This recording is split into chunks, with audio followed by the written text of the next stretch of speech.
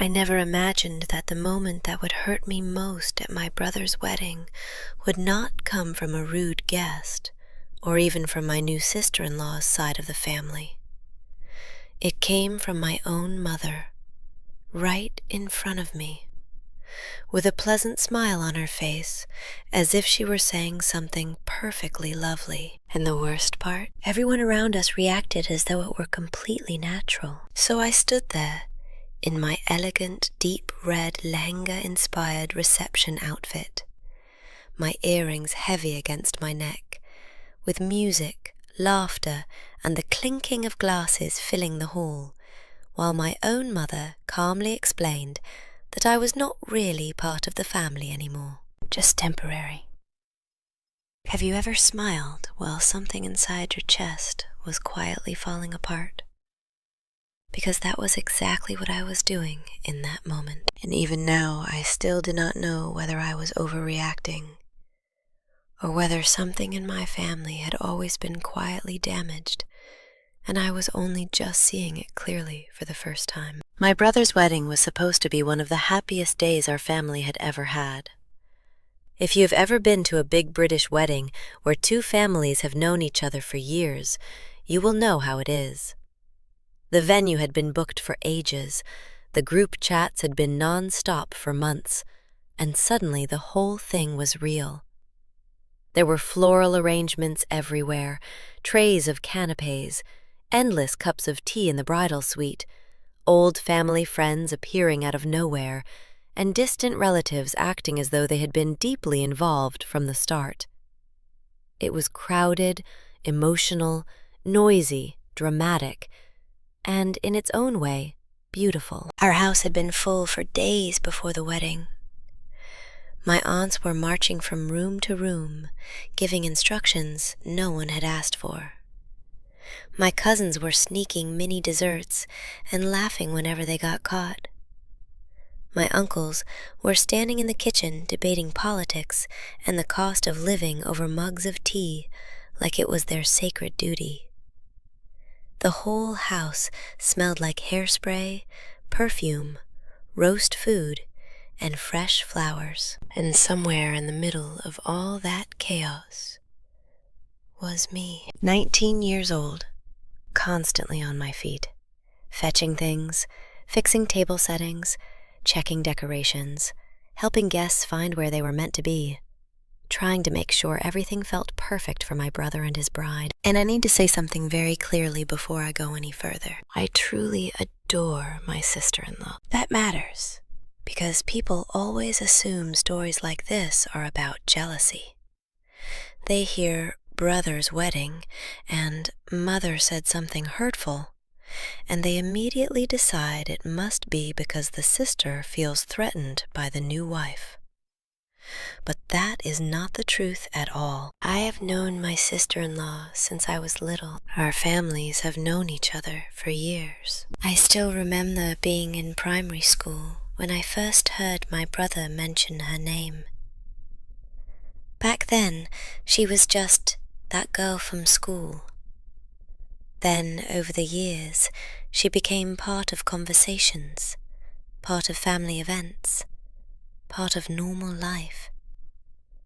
By the time they got engaged, it honestly felt as though she had already belonged to our family for a long time. She is kind, soft-spoken, the sort of person who remembers exactly how you take your tea, who sends birthday messages without fail, who helps people quietly and never turns it into a performance. So no, my problem was never with her. My problem began with a conversation I wish I had never overheard. It happened during one of the wedding events the day before the ceremony, at her parents' house.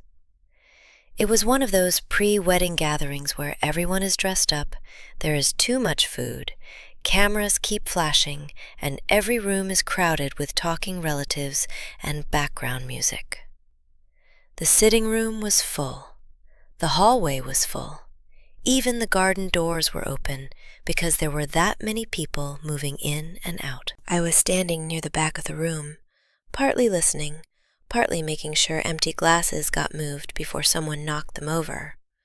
when I noticed my mom speaking to one of my sister-in-law's aunts. At first, it sounded like a completely ordinary, polite exchange. The aunt said something like, "Please look after our girl. You know what mothers-in-law can be like." She said it with a laugh, half joking, but there was still something familiar underneath it. Even in Britain, even in modern families, that old stereotype is still there sometimes.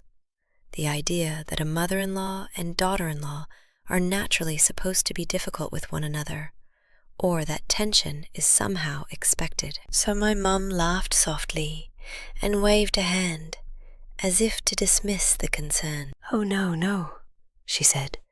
"You don't need to worry about that." She sounded warm, reassuring. I remember feeling proud of her for a second. Then she said something that made my stomach turn. "She's more important than my own daughter now," my mom said. At first, I honestly thought I must have heard wrong. The room was noisy. People were talking over one another. Someone nearby was laughing too loudly. I thought perhaps I had missed part of the sentence, but then she carried on. "She's the real daughter now. My daughter," she said, gesturing casually towards me across the room. "She's only temporary. One day she'll get married and leave. But this one will stay." The aunt nodded at once, as though this was obvious, sensible, almost comforting. "Yes, exactly," the woman said. "Your daughter will become someone else's family in the end." I remember the exact moment those words hit me. It felt like someone had quietly pulled the air out of my lungs. And the strange thing about moments like that is that everything around you still looks exactly the same. People were smiling. Music was still playing. Someone was taking photos near the staircase. A tray of drinks passed between two guests. And there I was, only a few steps away, listening to my own mother calmly explain that I was basically temporary, a passing thing, a daughter until further notice, someone who would eventually leave and stop counting in quite the same way. I should say something important here. This was not the first time I had heard ideas like that. Even in families like mine, living in England, daughters still grow up hearing versions of the same message. Maybe not always directly, and not always harshly, but often enough that you absorb it before you really understand it. That one day you will move out. That one day your life will be somewhere else. That your brother might stay close to home while you become attached to another household, another surname, another set of loyalties. Hearing that in a vague social way is one thing. Hearing your own mother say it about you while you are standing right there is something else entirely. And yet, I did exactly what I had been quietly trained to do my whole life. I smiled. I nodded at people. I acted as though nothing had happened, because weddings are not the place to start a family argument. The rest of the evening passed in a blur of speeches, hugs, music, awkward family photographs, and endless little tasks. My brother looked happier than I had seen him in years. My sister-in-law looked nervous and glowing all at once. Relatives kept pulling me into pictures, asking me to hold bags, move flowers, pass around favors, and I kept smiling. But inside my head, that conversation was looping again and again. Temporary, not the real daughter, the one who would leave. By the time we got home that night, I felt emotionally wrung out, but I still did not say anything. There was more the next day. The actual wedding, the ceremony, the meal, the reception, another full house, more guests, more pressure. The very last thing I wanted was to start an argument that might cast a shadow over my brother's wedding. So I swallowed it. I told myself I was reading too much into it. I told myself maybe Mum had only meant that she wanted my sister-in-law to feel welcome. I told myself perhaps it had sounded harsher than it really was. I told myself I could ignore it. But feelings do not work like that. The next day, after the ceremony, after the meal, after the speeches, after all the guests had slowly started drifting away and the house finally became quiet again, I realized nothing inside me had settled. If anything, it had become heavier. And apparently my mother noticed that something was off before I had even admitted it to myself. Because later that afternoon, when we were both at home and the last of the wedding noise had finally faded, she suddenly turned on me. "Why are you behaving like this?" she demanded. I had not even said anything yet, but I suppose the tension had been sitting on my face all day. And in that moment, the words I had been holding back finally came out. Only they came out far more sharply than I expected. "Why are you surprised?" I said. "What do you expect from someone temporary?" The moment the word left my mouth, I knew everything was about to blow up, because my mum knew instantly what I meant. Her face changed at once, and the argument that followed ended up hurting me even more than the conversation at the wedding had. The second I said the word temporary, I saw something shift in my mother's expression in a way I had never seen before. First confusion, then recognition, then something much harder, anger. It moved across her face like a storm front rolling in. "So that's what this is about," she said, her voice rising almost immediately. "You've been in a mood because of that." I had not even meant it as some dramatic accusation. But now that it was out in the open, I could not pretend anymore. "Yes," I said quietly, "because it hurt." But the moment I admitted that, the whole thing twisted into something I had not been prepared for. Instead of apologizing or even trying to understand why it had upset me, my mum exploded. "You are unbelievably ungrateful," she snapped. "After everything I do for you, this is what you choose to be upset about?" Her words landed one after another like little slaps. I felt my chest tighten. "I'm not being ungrateful," I tried to say. "You just what?" she cut in.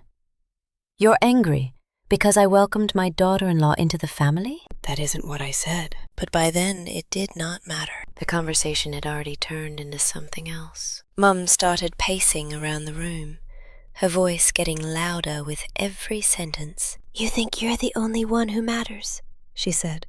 "You think everything has to be about you?" I could feel tears pressing behind my eyes, but I forced them back. "That's not what I mean," I said again. "I'm happy for them. I love her. You know I do." But my words did nothing to slow her down. "One day you will leave this house," she went on. "That is how life works. When you settle down, you'll have your own life, your own home, your own family." Family. The word twisted in my stomach. "And when I'm old," she said suddenly, turning to face me properly, "what then?" I blinked at her. "What do you mean?" "You'll do what everyone does now," she said bitterly. "You'll put me in a care home and get on with your life." I was so stunned I could barely answer. I had never once imagined something like that. "I would never do that," I said. She gave a short, harsh laugh. That's easy to say now. Something in me gave way then. Not loudly, not theatrically, just a quiet breaking point. Because all I could hear in my mind was that conversation from the wedding. "She's the real daughter now. Mine is only temporary." And before I could stop myself, I said it again. "What do you expect?" I asked, my voice low. "I'm temporary, remember?" That was the moment everything truly exploded. My mother's eyes widened with fury. "You have no value," she shouted. "Do you hear me? No value at all. The words hung in the room like something poisonous. I remember going completely still, because an insult from a stranger is one thing, but hearing something like that from your own mother lands differently. It goes somewhere deeper. For a few seconds, neither of us spoke. The room felt dense with tension, like even the air had changed. Then I said, more quietly than before, I only said it hurt. That is normal, she replied sharply. Normal. I stared at her, wondering whether I had heard properly. What? It is normal to say things like that, she said. Everyone knows how this works. Daughters go off and live their own lives. The family changes. That's life. She said it as though it were some law of nature, like rain, like winter, like something so obvious it did not even require thought. But hearing it said that plainly made my chest ache, because suddenly all sorts of little moments from years before came back to me. Comments I had brushed off at the time, little jokes, little remarks. One day you'll leave anyway. Don't get too attached. You'll have your own family later. And I realized, with this horrible heaviness in my throat, that I had been hearing versions of the same idea for most of my life, even as a child. I remember being maybe 9 or 10, when a relative once joked at Christmas dinner, "Don't spoil her too much. She'll go off and make another family her priority one day." Everyone had laughed, including my mother. At the time, I did not have the words for why it bothered me. Now I did. It was never just one sentence at the wedding. It was a pattern, a quiet belief that had always been there beneath the surface. And in that moment, I felt suddenly, painfully small. I'm 19, I said softly. My mum frowned. What difference does that make? I'm still your daughter. The words came out before I could think them through. For one brief second, something flickered across her face, but it vanished almost instantly. You're being dramatic, she said. That word hurt nearly as much as everything else. Dramatic, as though my feelings were theatrical, as though I had created the pain myself.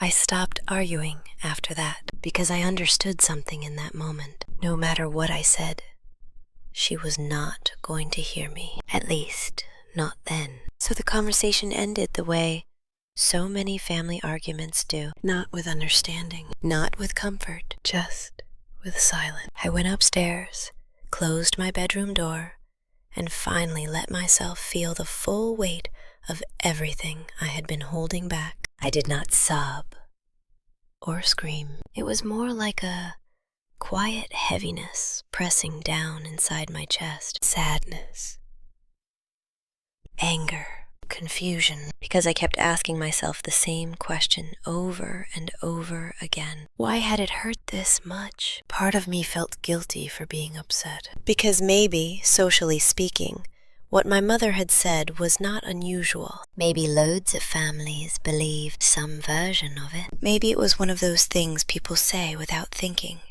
because it has been repeated for generations. Logically, I could understand that, but emotionally, it still hurt, because culture does not erase the pain of comparison, and it certainly does not erase the sting of hearing that you somehow count less, especially when it comes from the person who raised you. What made it even more complicated was the fact that I genuinely care about my sister-in-law. She had nothing to do with any of it. She did not ask my mother to say those things. She was not trying to replace me. And honestly, every single interaction I have had with her has been warm and kind, which made the whole thing even messier inside my head, because my anger was not aimed at her. It was aimed at the idea that love in a family had to be ranked, as though there were positions, as though one person could become more real by making someone else less so. Real daughter, temporary daughter,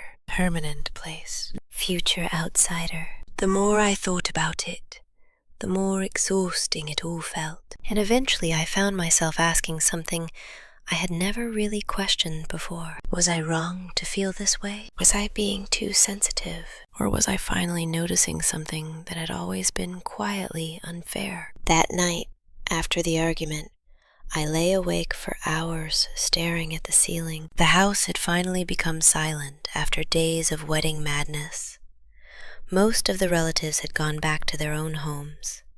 Decorations were being taken down little by little. The laughter that had filled every room just a day earlier had faded into a strange, uncomfortable stillness. But my mind would not stop replaying everything. My mother's words, her expression, her voice. You have no value. Every time I heard it in my head, my chest tightened all over again. I kept telling myself that parents say awful things in anger sometimes. That maybe she had not meant it. That maybe by tomorrow it would all feel less sharp. But something felt different, as though a crack had appeared in the way I saw my family. And once you notice a crack, it is very hard to pretend the surface is still whole. The next morning I woke up feeling drained. My eyes felt heavy from lack of sleep, and the house itself somehow felt unfamiliar, even though nothing in it had physically changed. My brother and sister-in-law had come back from one of the final family visits early that morning, and the whole house had that odd atmosphere that follows a major life event. A new person had officially joined the family, and I could not stop wondering where that left me. I stayed in my room for a while, scrolling pointlessly on my phone without really taking any of it in. Eventually I heard voices downstairs. My mother, my brother, my sister-in-law. They were laughing about something. For one brief moment I felt guilty, because the truth was, my sister-in-law really is lovely. She is polite, thoughtful, and she obviously adores my brother. If anyone deserved to feel welcomed, it was her. The problem was never her. The problem was how invisible I suddenly felt. After a while, I forced myself to go downstairs. I did not want to make everything awkward. When I walked into the kitchen, my sister-in-law smiled at me straight away. "Morning," she said warmly. "Did you get any sleep?" Her kindness made my chest tighten again. "Yeah," I lied. She was helping my mum make tea. My brother was sitting at the table, half awake, looking at something on his phone. Everything looked normal, almost too normal. For a moment, I wondered whether perhaps the argument the day before had only mattered to me. But then, my mum looked at me, and the tension rushed back in an instant. It was not dramatic. No one shouted. No one mentioned what had happened. It was just one glance, cold, dismissive. Then she turned back to the kettle. No apology, no acknowledgement, nothing. That silence hurt in its own way, because it made it feel as though my feelings had simply been erased. The rest of the morning carried that same strange tension. My sister-in-law kept trying to draw me into little conversations, asking about uni, talking about films we both liked, mentioning a cafe she wanted to try with me once things had calmed down. She had absolutely no idea anything was wrong, and I kept answering politely because none of it was her fault. But inside, I felt like I was walking around with a hidden bruise, one no one else could see. Later that afternoon, I went outside for some air. Our street was quiet. A few children were kicking a football around farther down the road. A neighbor was trimming hedges.